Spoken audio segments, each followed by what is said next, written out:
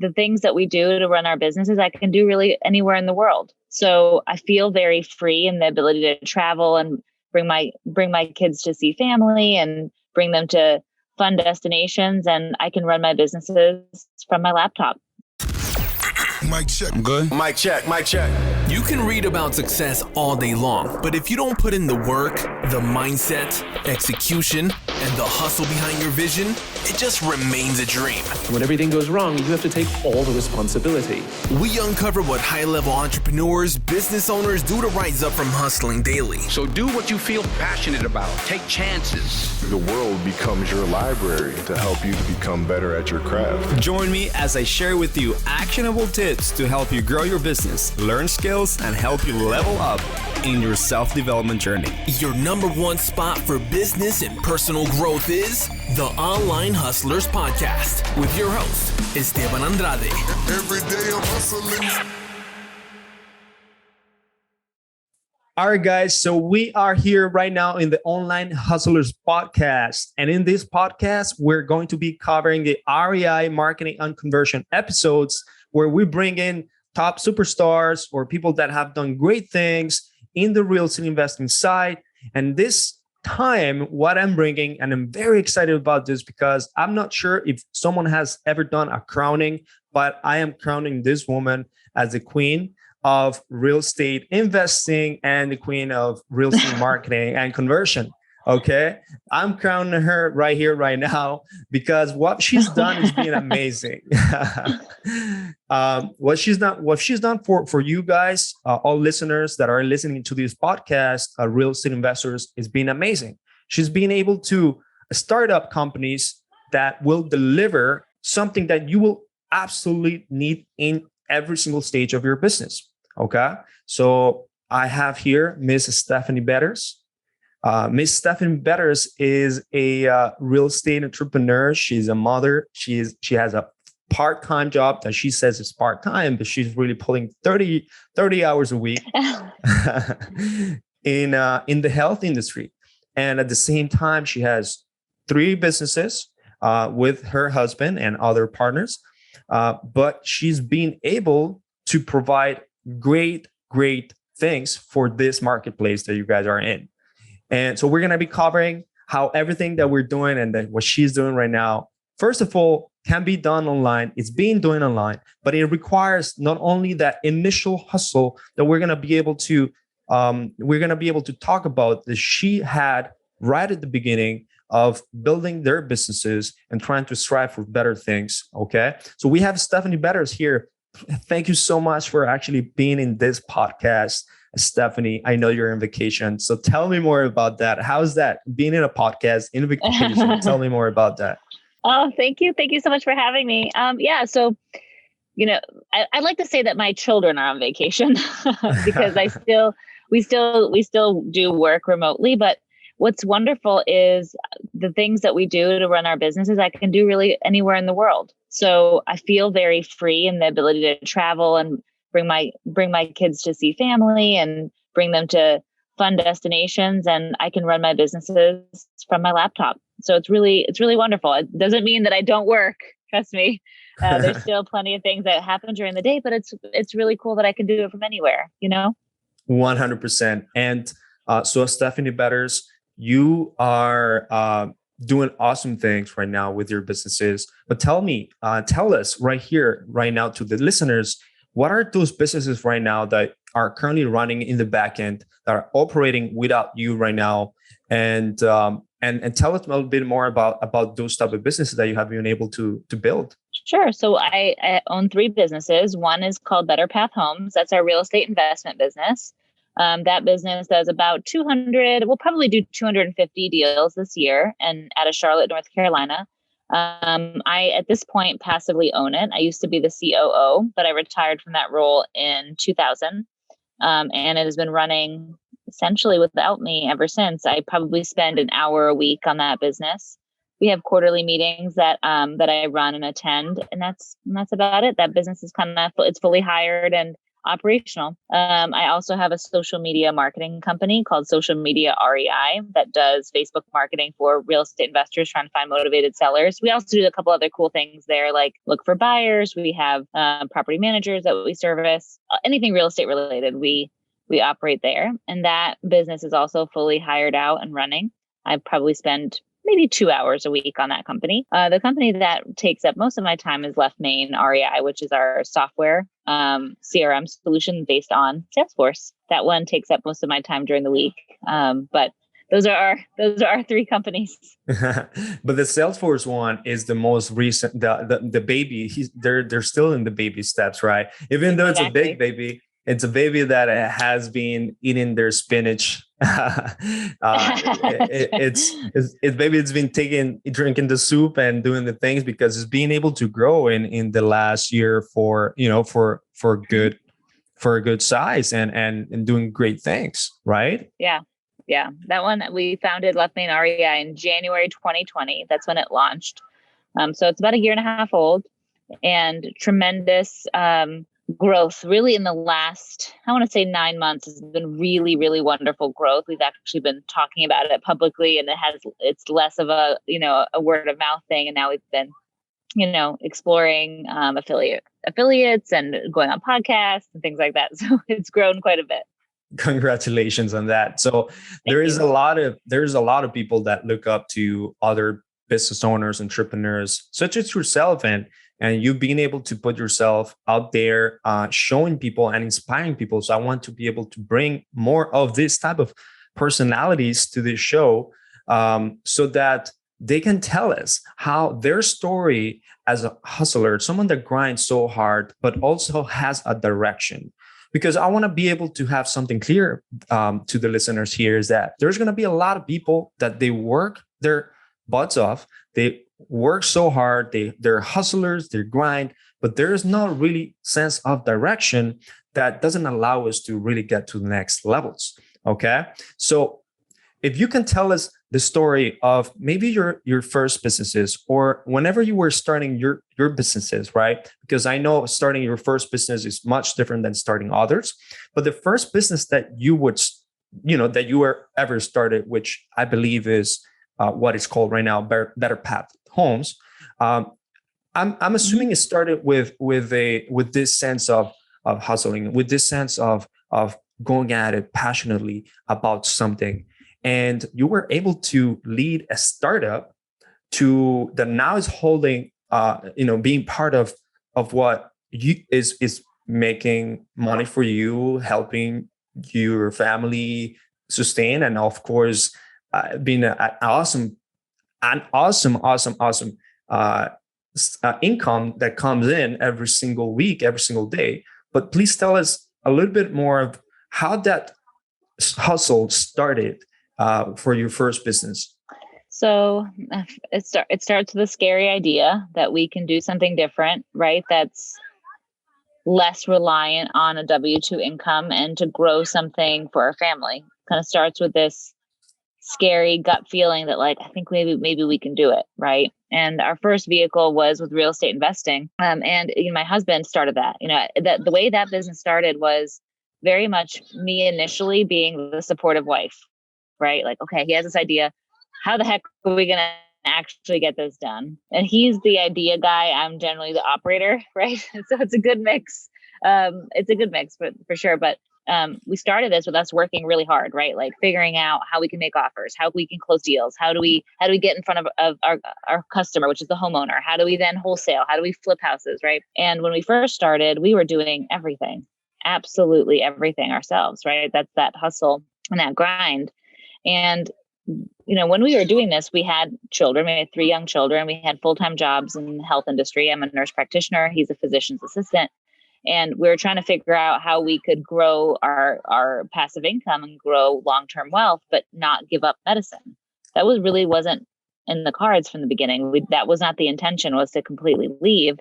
So we had to figure out a way to do both. Essentially, the only way that you can do that is if you have systems in place to help you do it. You can't physically, humanly do it all by yourself. So we had to have this transition between hustle to business owner. And that was really difficult because I if I'm going to be honest, like I know how to work really hard, right? Like I can do a lot. I'll work myself into a coma if you let me. I mean, you don't have to tell me to work, right? But it was very difficult for me to learn how to systemize stuff and then to let go and to hire people, right? And have them pick up little pieces of the whole process of getting from customer to profit. So with our first company, that's really where we learned to do that, right? And the wonderful thing about it is once you learn how to do it, it's so much easier to do again. The very first company you start is always, I think, the most difficult. They say, your first million is the most difficult. And it is so true, because once you figure out how to reproduce steps and you kind of look at business, you look at it from a business standpoint instead of from a hustle standpoint, now you can do so much more and your whole world expands, right? So a lot of our journey was centered around how do we hire? How do we be good leaders? How do we have systems? How do we have a vision that inspires other people? That's not just about me and my long-term wealth, right? No one wants to work for you to make you rich, right? No one wants that.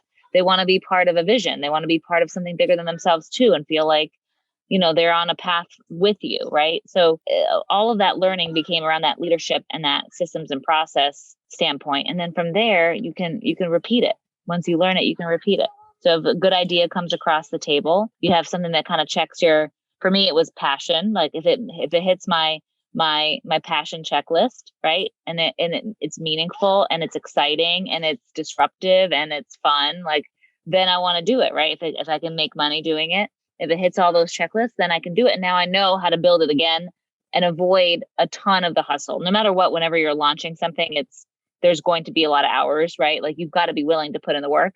But it's got to have an end in mind. So the end in mind is for it to be a business and to own the business, not be in the weeds the entire time. So thankfully, with the two other companies that I started, it was quicker. It was quicker to get to that point where I'm out of the weeds a little bit. That's amazing. And me, myself, I'm telling you right now that I also try to hustle in many different directions at the beginning because I was trying to figure myself out. And so I understand exactly why you're telling me, and this is very true. Your first million is going to be the hardest because it's the steps where you're really, really figuring out, covering all the cracks from your first tries, making sure that you learn and use these best practices that you have created for yourself, and you know that exactly what's working, so that the second business comes in even easier, right?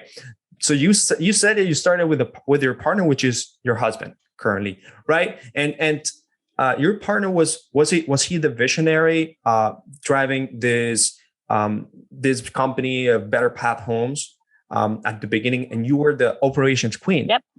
Is that right?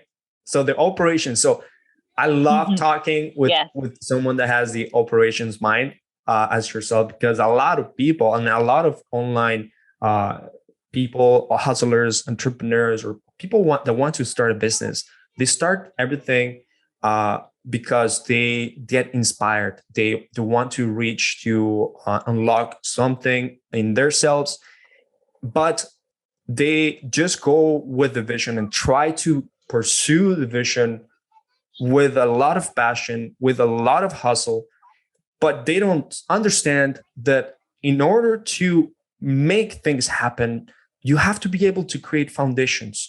Otherwise, you're always going to be grinding so hard to the point of a burnout. So operations is huge here, especially those that don't have partners, right?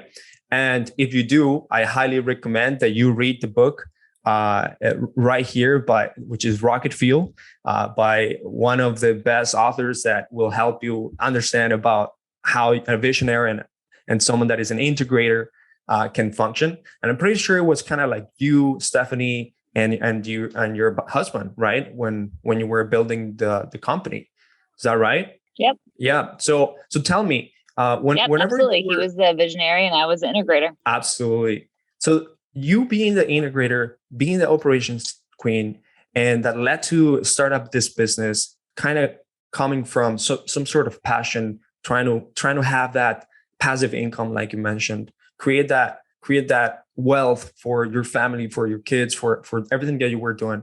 What were the first steps that you were that you knew that you needed to take in your business once you started generating some revenue?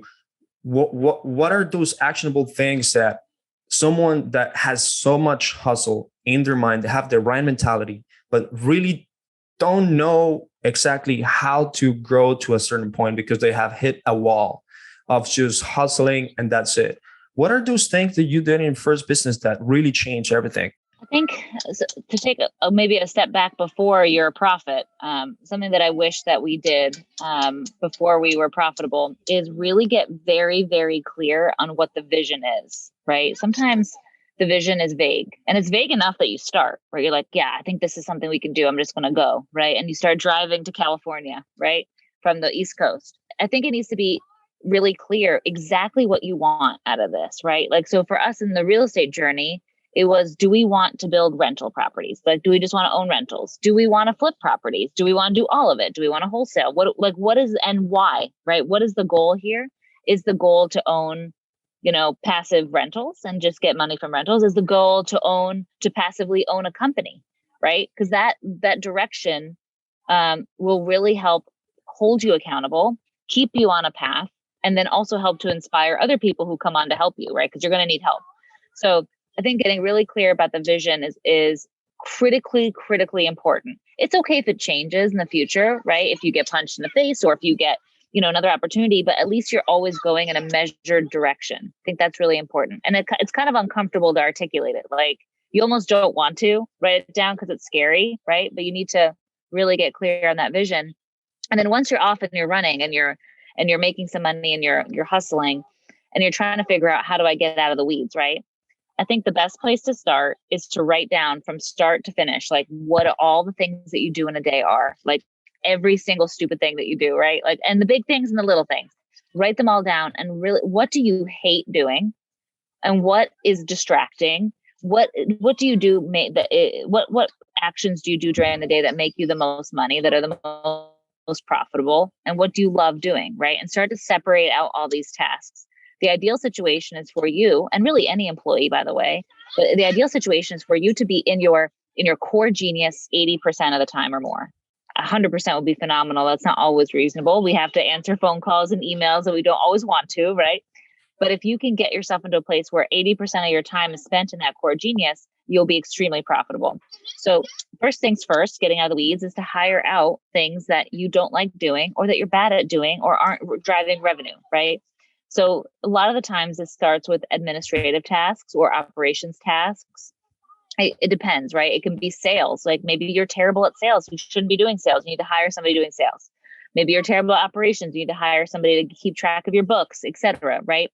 Writing those things down essentially will put together a job description, and you can start putting them into categories. And then this will help you recruit somebody. Now you can articulate exactly what it is that you want them to do. And then bit by bit, you start hiring people out. Absolutely. I mean, let me tell you that one of the biggest breakthroughs that I realized very late was that I try to hold into almost everything that I was making and almost everything that I was doing, because I was so passionate about it. I put my heart out there. People put their heart out there because it's their baby, right? It's just growing, and you are nurturing this baby because right. you have a big vision for it. Like you said, you want this baby to create maybe some sort of non-monetary goal, or maybe it's a monetary goal. And then all of a sudden, you just realize the business is owning you. Something, whatever you have created, start owning you. The moment that I decided to put money and reinvest the money into someone, a person, an individual that can do these tasks for me, and I can teach them, the moment I gained time and I was able to do more things that I liked, right? More things that I was in my core genius, like you just said. So that is huge. And definitely, I think what you said, especially in the real estate investing world, that people start almost always with wholesaling because there is no capital to maybe purchase properties, or maybe there is no not being able to utilize these other creative techniques that are out there because you need cash, you want to generate some cash. A lot of people start with wholesaling, And it's a very, very easy way to enter into this field. Is that what you did too? Is that if you were to tell the listeners, is that what you did, or you did it another way? Okay. Which way did you actually come into the real estate investment world? We started with rentals. So we wanted to buy rentals. We wanted to buy 3 for each child. And we have 3 children. And we figured, hey, that'll pay for weddings, college, and retirement, right? That'll be the path. But then we discovered that, that eats up your cash flow for quite a while if you just buy rentals, right? Yes. Right? It's great for long-term wealth, but not great for short-term. So what we decided to do was flip houses and then take all that property from flipping a house and put that back into buying a rental. So it took us down the whole journey of flipping houses, right? And we didn't start wholesaling until probably a year into that, because we, started marketing and we had more deals than we could flip. They essentially were going to wait until our crews had caught up, et cetera. So we were like, shoot, I mean, why wait? Why sit on this for 3-4 months? What's this thing that everyone's talking about called wholesaling, So the transition was really great because we were familiar with the buying process. We knew what things took to renovate. We had made friends along the way that were also flipping. So it felt really natural. We're like, hey, we have this deal. We're 3 months in the hole with flipping projects. Do you want it? Right. And then they're like, oh yeah, that looks like a great deal. And there we go. And we made 10 grand and we're like, whoa, that was easy. That was nice. That felt better to get that right away, So we adapted that blended model. So we were always flipping. We were always buying rentals. We did take a little hiatus for buying rentals because we realized that we bought too many and we kind of had to catch up for a year or two, but we always were flipping and wholesaling at the same time. And then we transitioned away from flipping and into new builds. Okay. So right now, our business model and better time home buyers type properties and wholesaling. And then we buy rentals as well. And we buy rentals now in our personal name instead of the company name, just to kind of keep things separate, liability, bookkeeping, et cetera. But we kind of have what we like to call a 3-legged stool, so that there's always essentially an option to dispose of property, and it kind of keeps all the wheels greased, right? Did your vision remain the same? Even though you first started with rentals and then flips and then and you did wholesaling too, was that vision still the same, or kind of got some tweaks along the way? No, no, unfortunately, I wish I could say that. But no, the initial vision was that's what we're going to do. We're going to keep working in medicine. We're going to, we ran into this problem where we ran out of money, right? We bought a rental and they were like, oh no, it's going to take us more time now to raise that capital, to buy another one. So we realized that had we continued on that path, sure, we could do it, but we would not accomplish our goal before our children were ready to go to college. It would take us 20, 30 years to get that much property. Maybe a little bit less, but we were trying to get this done in like 10 years, right? Because, our kids were wanting to get this done by the time they were 17, 18. That way we were ready, right? So that's when we kind of took this big detour and we're like, okay, I guess we need to flip. And then, wholesaling is nice. Let's do that too. And our vision changed, and it really became more about building a business for not just us, but for other employees too. And passively owning that. So the vision changed from just focus on us and our wealth to, okay, let's build a business that does this, and we can help more people, we can employ people, and then we will passively own this company one day, right? So we actually were able to impact more people that way and be more profitable in the long run. I absolutely love it. And I'm pretty sure, hey, you will remember which one that was the first either virtual assistant or employee that you ever gave a job to, right? Which ones did you decide to employ first? So our very first hire was a lead manager, because I had 3 young children and I was working in the hospital. And if the phone rang, it was very stressful. Like, that was the thing that gave me the most stress and anxiety. I actually liked talking to homeowners. That didn't bother me, but I literally couldn't do it, right? Like, if I'm in the hospital taking care of patients, I cannot pick up the phone and talk to a homeowner, right? And if the kids are screaming in the background, I would be hiding in closets and talking to people. It was just so stressful. So that was our very first hire. And he actually still works for us. He's been with us this whole time. That's amazing. Hey, You got to take good care of that person. Being there since you guys were babies. Believed in you. Yeah. Okay, That's awesome. And so you're saying that basically, if someone is working in a full-time job, or maybe just in the baby steps of their business and they're hustling, lead manager is a really good idea. Someone that can be able to take on these calls while you are in your job, right? Someone that can be able to follow up on with these people, do the initial qualification.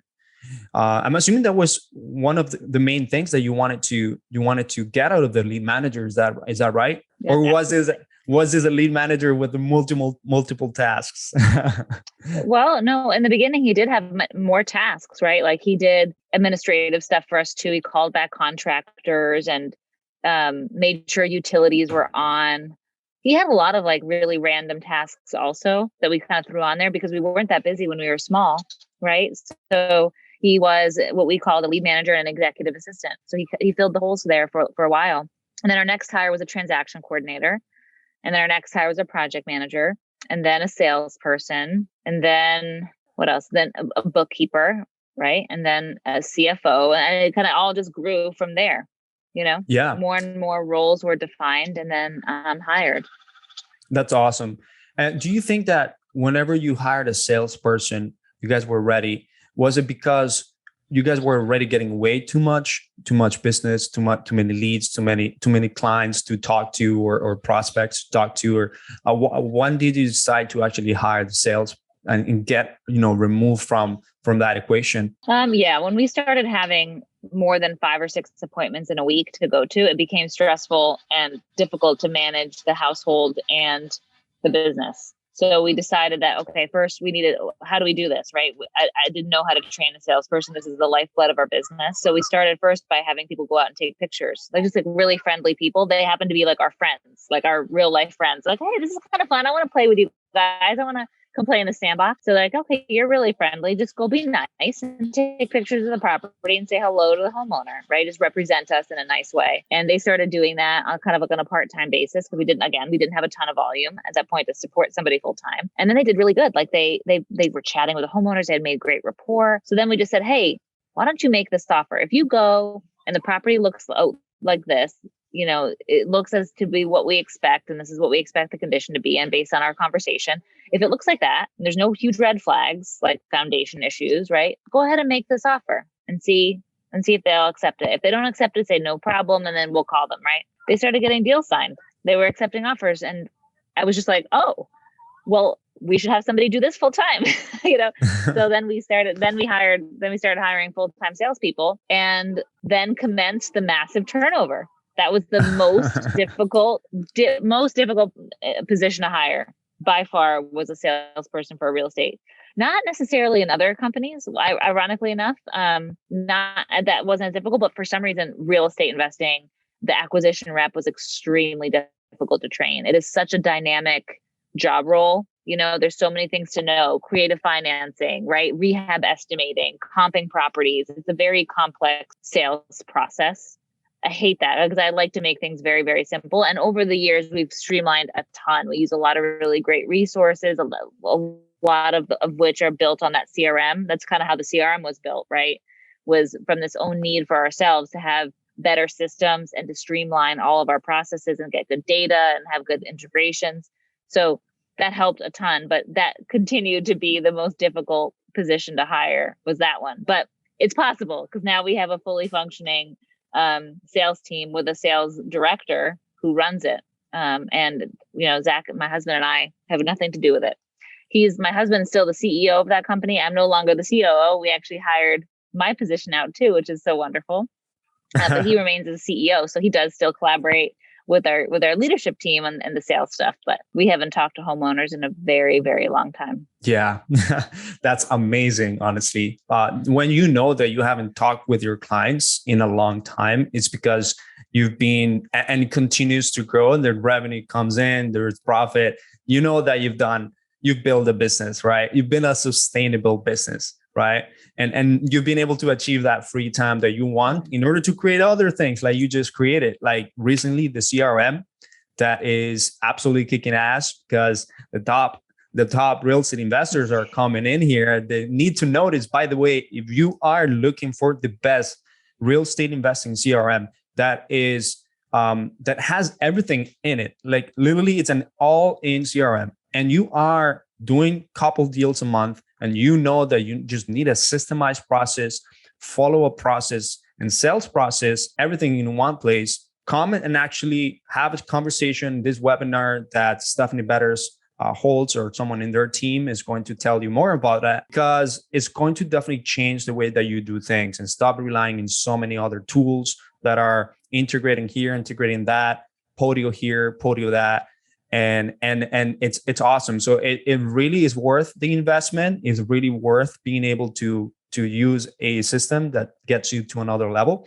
And I'll be happy to talk to you to talk about this later on with you, the listeners that are here. But first, let's jump into what that is, the sales process, because the hustlers out there, they want to learn everything. They want to do everything. They want to be consuming this amount of knowledge, right? But what if you are hustling and you have this passion of creating a business, but you absolutely suck in the sales process? What if you just don't really get it? You're not that person in sales that knows how to properly close deal, or talk to people, or knows to properly follow up with people. Let's talk about that. Would you recommend that someone that is not, haven't had any background in sales, tries to learn sales, would you recommend to still have sales as the last thing to hire? Or what are those recommendations for those people that really struggle with sales right now and converting leads? So my opinion on this is probably a little bit counter from what we learned growing up, right? When we learn growing up, you're like, oh, if you're not good at something, you need to learn how to do it, right? Just put the time in and you learn how to do something that you're not good at. You need to work harder at it because you're not good at it, right? Absolutely. I totally disagree with that completely. I think if you're not good at it, do the things that you're good at, right? Thank God made us all different, right? We are all different and we all have different skill sets. And I want you to focus on what your true skill set is and do more of that, right? There's a really wonderful book there called Who, Not How. And if you haven't read that and you're struggling to create a business, or to really kind of get more efficient in your business, you gotta read it. But the concept there is, instead of asking yourself, how do I do this? How do I do this? How do I do that? Ask yourself, who would be the best suited person for this? And then build your team. And you kind of take that pressure off of yourself to know how to do absolutely everything and to control everything. You take that pressure off and you look at it more from a teamwork standpoint. Okay, who do I need on my team, right? Who are the key players here that I need to collaborate with? Then what you'll find is you have people on your team that love to do a certain thing, and that's their 80% core genius, right? So their 80% core genius is going to be 300 times more than you can do in your 10% genius in this subject, right? So building your team around you is what I suggest. So if you suck at sales, find somebody who's good at sales and hire them, incentivize them, share your vision with them, right? Show people where you want to go with this thing and how it can benefit them, right? When you're building a business, it really becomes about inspiring people to be on your team, right? Inspiring people to follow you. It's not just about you and your wealth and your bank account, right? It becomes about, why would anybody want to do this with me, right? What is the goal here, right? And start inspiring people to understand your vision and to jump on board and look at all the wonderful things that you guys can do together. You can certainly go farther together. So, long story short, there are lots of sales resources out there, but you need to find a way to put those on your team instead of on your docket of your to-do list. Guys, we have an operations mind. So you better listen right now. If you're listening, you better clean up your ear even more, because these are really, really important tips that we're getting from someone that has run the operations of a real estate investing business and now has exited out of it, thank God, and now is operating in a higher level, because now she's actually in vacation. Okay. She's actually coming here to share with you guys some great things, great valuable tips, and her story, and how her story and the things that she did good was we're giving her a chance to create this other business, this other product, the CRM, Left Main. and or her social media marketing business.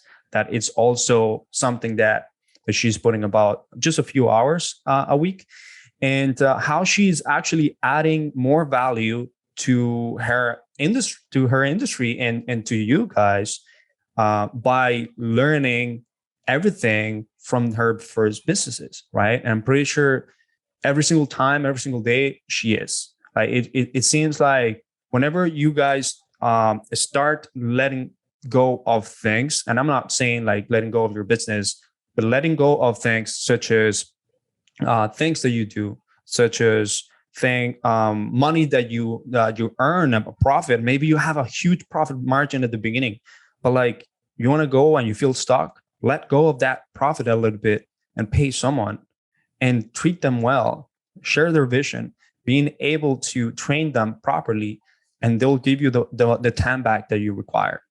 You're a hustler and you have that mentality. It's the right mentality.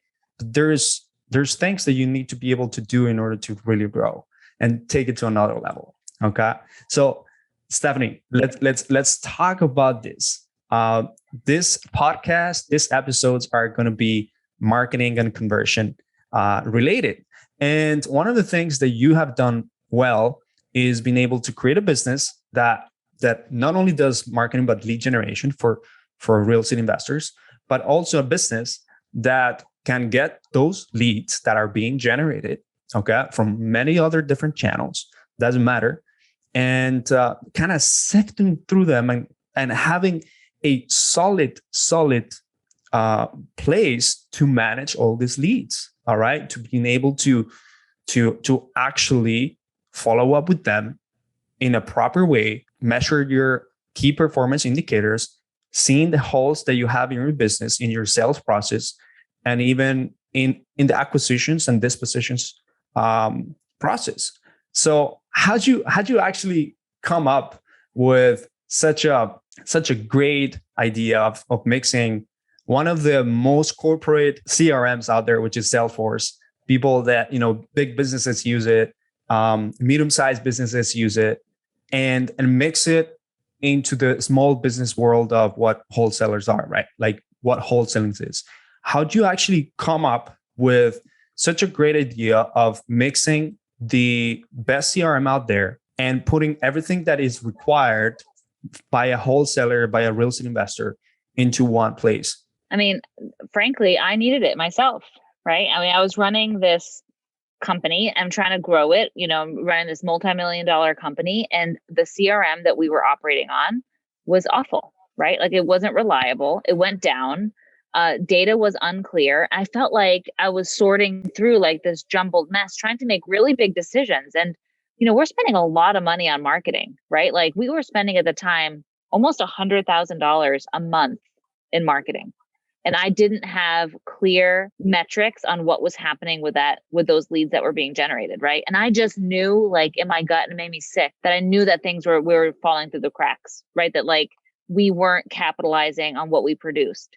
So I just had the sense of like, oh my God, we're just burning money. Like I'm just spending money to only capture probably a small percentage of the leads, and then the rest are falling to the wayside. And how much money am I blowing, right? Like, and especially when you're scaling, your profit margins shrink, right? Because you're hiring people, and like everything now starts counting, right? It's a little bit easier when it's just you and your onesie twosie doing deals. Like if you don't do a deal, you're like, okay. But when you have people relying on you, right? And like you're feeding your family off this income, and you have employees that are feeding their families on the income, like you cannot be inconsistent. You cannot lose money. You can't shut your doors, right? Like the pressure's on now. You've got to actually do it, right? So I just had this awful sick feeling that everything was wrong. And I couldn't tell what it was, right? I had a very difficult time making decisions because I had bad data. And I can't just make a decision because I went to a conference and that's what people said to do. Like, what were you using at the moment? That gets you to what were you using? I was using Podio. You were using Podio? Podio. With all these different apps and integrate. Yep, and I also tried Flip Pilot for a little bit. Flip Pilot. Okay. Not a problem. And so even though you paid several developers, it was like, hey, this is not enough. This is not clear.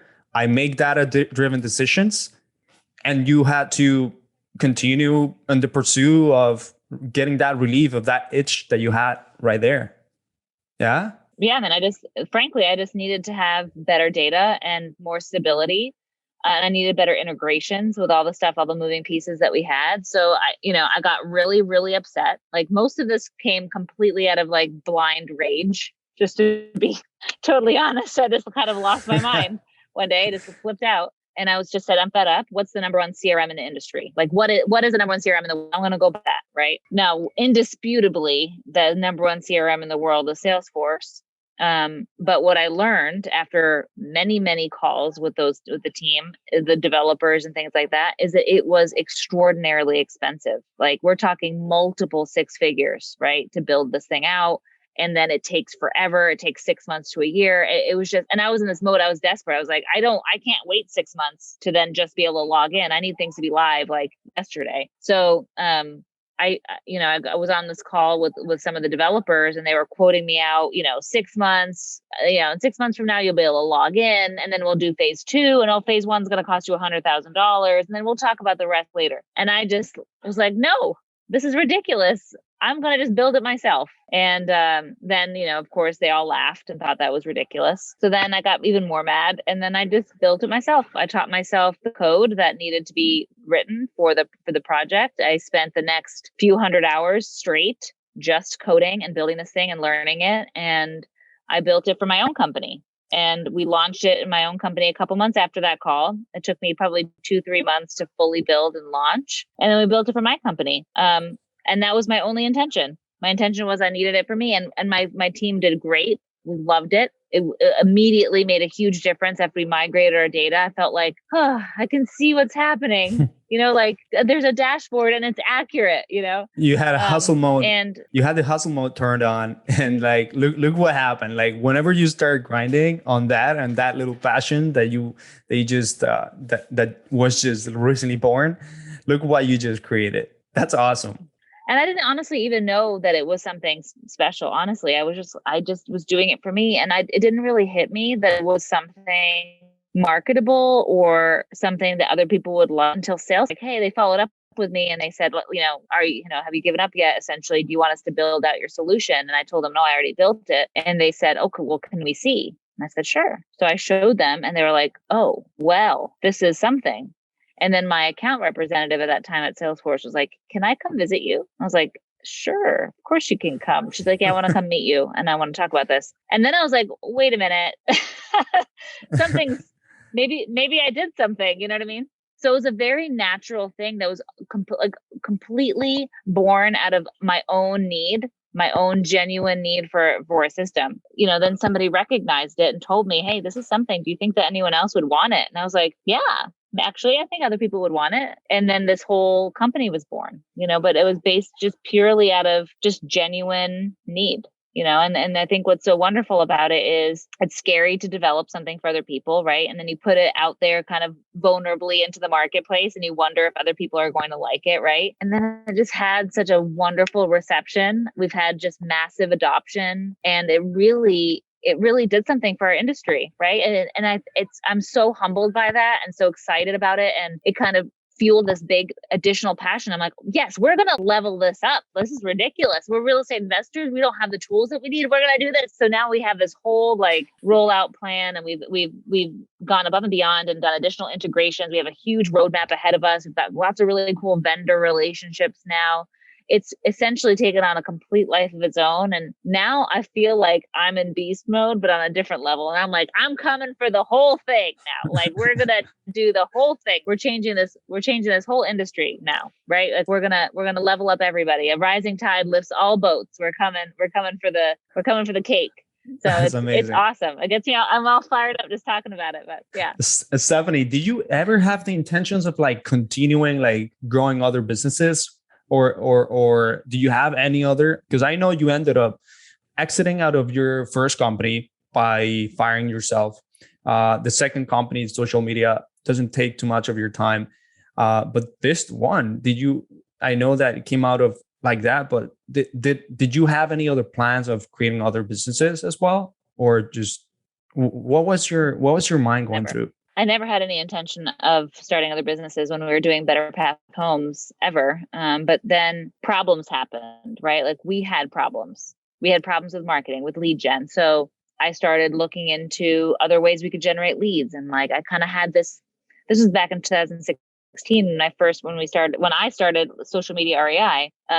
My husband was kind of like, you do your operations thing, right? Like whatever you think we need to do. And I was like, okay, what about Facebook? I had a little bit more time now because we had hired out some people. And I was like, I think Facebook, like, I just think it's underutilized. This is in 2016. Like, and when I started talking then, like, Facebook is going to be the next big thing, you guys. Like, we need to get on this. People are like, you're crazy. There's no one on Facebook. So I was like, no, I think we can generate leads this way. Maybe this will be a competitive edge, right? So I was trying to solve a problem for us so that we do it. And then, other people are interested, like, oh, how did you do that? How are you getting leads from Facebook? Can you do that for me?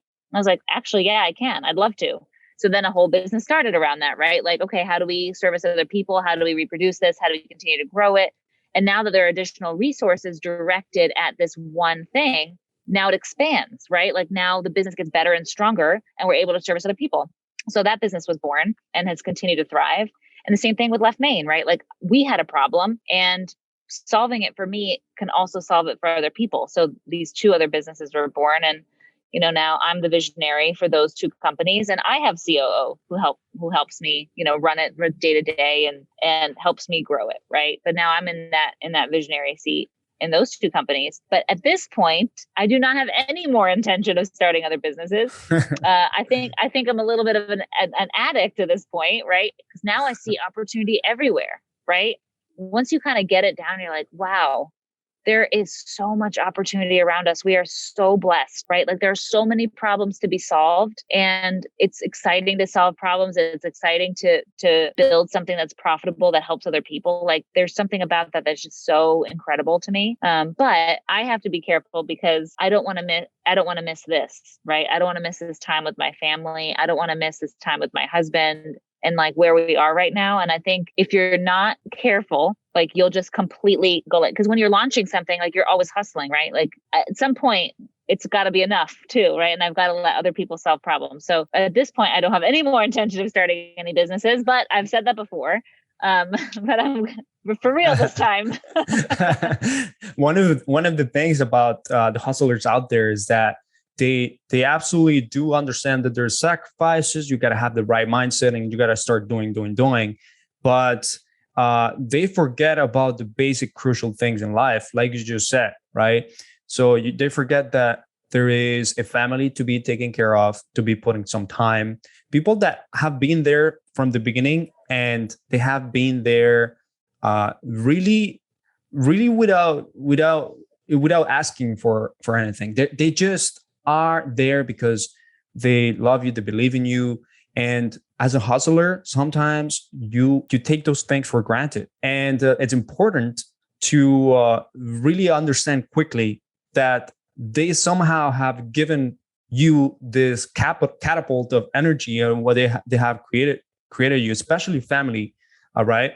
Especially family. They have been able to develop you in a way that it completes your sanity, right? So if you are actually not taking care of your family, if you're not taking care of your health, if you're not taking care of like maybe the way that you eat or things like that, being a hustler is not going to be worth it. Making $2 million, $3 million on one small business is not going to be worth it, because all the other things that are very important in your life are crumbling, right? So right now, you are with your family, taking the time to be with us. And I really appreciate you for sharing this with the listeners right here, you're welcome. And I really love that you have this type of passion that you can, it's perceived whenever you get fired up, that, about talking about Left Main and the things that you have done. But one of the things that I'm pretty sure you have noticed, because I also have a business that I've been able to grow to 7 figures as well, and being able to fulfill the same industry as you in real estate investing, and moving on to the next business, or creating another business, starting up another business, is that you understand the same problems that I see from real estate investors, right? And I'm pretty sure you've been able to cover that with your CRM, and even with the social media marketing agency that you have. But with the CRM, one of the biggest problems that I see a lot of people have is, if generating leads, first of all, is not easy. It's hard. But once you get a hold of generating a lead, getting that lead into your system and being able to talk with that lead, have a conversation, and know where that lead is in the stage of their life is another different story. Because if you don't speak with the lead, if you don't follow up fast, if you don't have a process for that, the lead generation is not worth it. Knowing about real estate, knowing about real estate and all this creative financing and all these other exit strategies and knowing about numbers in real estate is not going to pay off if you don't fix that process, the marketing and sales process, right? That's one of the biggest things that Left Main does, and it's fixing that problem, increasing that conversion as well in the acquisitions process, right? And you're going to be able to see that with dashboards. You're going to be able to see that with actual visual metrics. So I see totally the type of problems that are being solved. Yeah. Okay. So whenever you were doing everything, what was the first thing that you wanted to fix with your CRM? And I know you said that there was a lot of things that were not visible enough, but in the acquisitions process, which is a lot of the people struggle, did you have the follow up and the sales process already figured out in Podio?